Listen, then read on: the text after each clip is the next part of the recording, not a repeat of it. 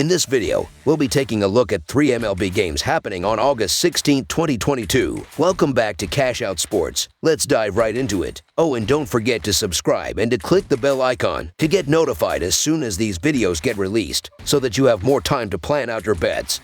As we provide these videos on a daily basis, I can guarantee that you'll have all the important information that you'll need on these 3 MLB games after fully watching this video.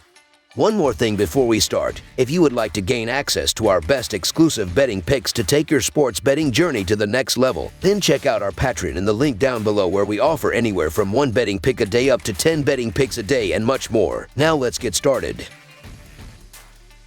Chicago Cubs versus Washington Nationals. The Washington Nationals play host to the Chicago Cubs in the second game of their series from Nationals Park on Tuesday night. Both teams have struggled not only this season but for much of the last 2 seasons, though this remains an interesting matchup. Heading into this week, this is the second series between the 2 teams on the season, with the Cubs taking 2 of 3 less than a week ago. The Nationals have been one of baseball's worst teams over the last few weeks, while the Cubs have slowly turned things around and could be riding some momentum into this one. Chicago is 8-3 in their last 11 games against the National League East and 20-41 in their last 61 games against a team with a left-handed starter, while the under is 4-1 in their last 6 Game 2 matchups. Washington is 15-37 in their last 52 games following a win and 25-62 in their last 87 home games, while the under is 4-1 in their last 5 games following a win. Looking at the previous 7 starts between these pitchers, it does not seem to be even close, as Justin Steele is 2-2 with a 1.95 earned run average in 37 innings, while Patrick Corbin is 0-6 with a 9.73 earned run average in 28.2 innings. These offenses in the last 6 games have also shown a huge difference, as Chicago is scoring 4.5 runs per game while Washington is averaging 2.83 runs per game. The Chicago Cubs are far and away the better team as currently constructed.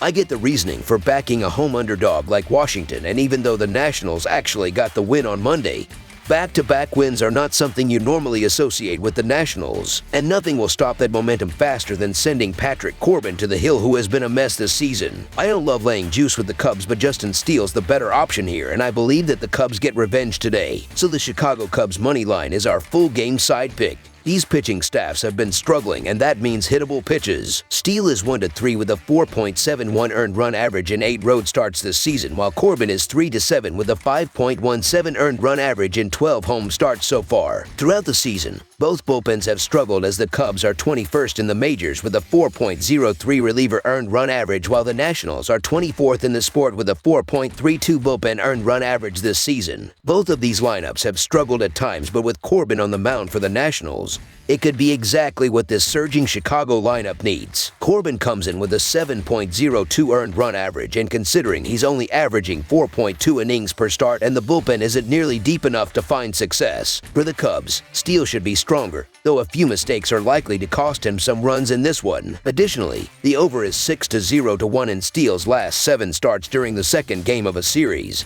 while the over is also 9-3 in the last 12 meetings in Washington between these 2 teams. Over the projected total is our full game total pick.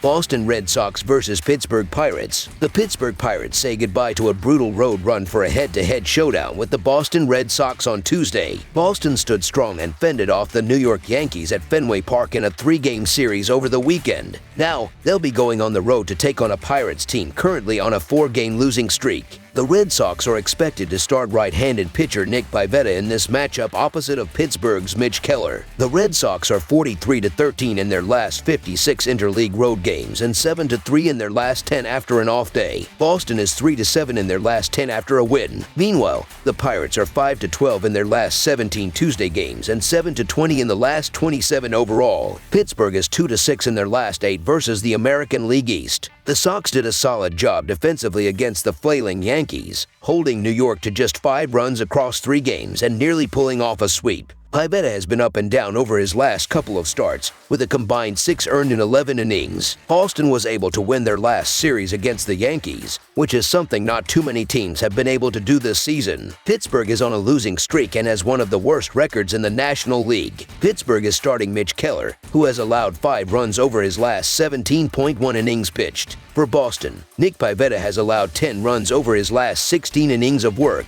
Plus, Boston is coming off of a very well-played series, and while it may be tough to find much initial success off of Keller, the Sox should still be in the mix during the later innings, so the Boston Red Sox moan line is our full game side pick. Trusting in Pittsburgh's offense can be hazardous for your health, but then again, the Red Sox love giving up runs this season. They currently have the 7th worst run-scoring defense in the league, with opposing teams averaging 4.72 runs against them. Don't expect anything but understanding from Pittsburgh fans, considering the Pirates are allowing an average of 5.01 runs. It has been too easy to score on both teams, and that isn't an element changing in this matchup. I'm not ready to believe in Boston's defense just because they beat the Yankees. Over the projected total is our full game total pick.